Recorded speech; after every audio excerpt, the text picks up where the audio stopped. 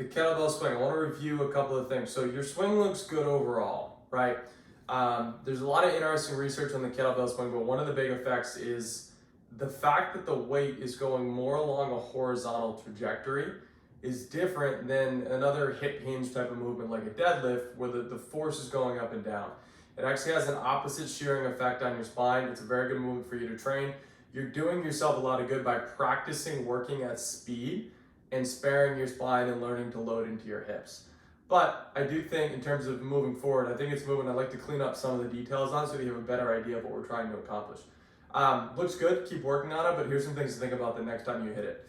So the motion, it's a lot like, I was thinking about like a broad jump, right?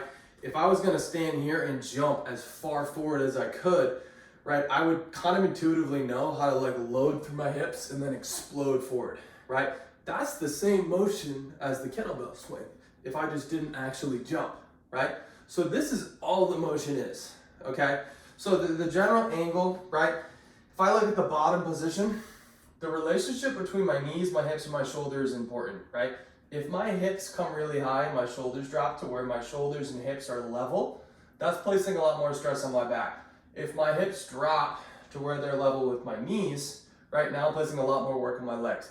I want to be somewhere in the middle, right? If I gave you an option, you're going to jump as far forward as you can. You can start here or you can start here, right? Either one of those are not very good. You want to be right in the middle, okay? So loading back into our hips like we're doing a broad jump and then exploding forward, okay? This is where all the power is generated from, okay? Your arms, we're going to talk about your arms. You're holding like your arms are bent, right? It's sort of like this, okay? Think about like a deadlift. You wouldn't bend your arms in a deadlift, okay? Your arms are just an extension of your upper back, okay? So as you come down, you're catching it with your hips and hamstrings, and then in the follow through, your arms are staying straight. You're catching it at the top with your core. You want to think about hinge, plank, hinge, plank. Okay, so when you plank, you brace your belly tight, right? You get your belly tight at the top, as if someone's about to whack you in the belly and you wanted to be ready for it, kind of like your curl up. Okay, so it's hinge, plank, okay? All of the force is coming from my hips, okay? So putting all that together, I'm coming from the kettlebell, hinge back into my hips, okay? Remember that component too, screwing our feet into the ground. We talked about that a little bit earlier, but on the deadlift, right? We screw our feet in the ground, we come down to the handles with a trap bar, we screw our hands into the handles, creates a stable position throughout our back, and then we stand up, okay? Same thing, screw my feet into the ground, sit back. Here, I'm gonna hike it, straight arms, okay?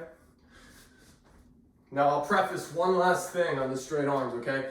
I don't want it way out in front of you, right? My shoulders aren't reaching, my shoulders are back. A good kind of imagery, something to imagine here, is as if you were doing this right in front of the wall, right? So if I moved in front of the wall here, I'm not gonna do that. I want you to keep that arc tight, right? So rather than being way out here, you wanna be able to keep this in tight to your body. Okay, so even, I can actually feel this. Even just standing in front of this wall where I am now, I have some level of kind of respect for not letting that kettlebell get out in front of me, okay? So overall looks really good, but some things to think about that moving forward. We'll clean this up over the next couple weeks or so.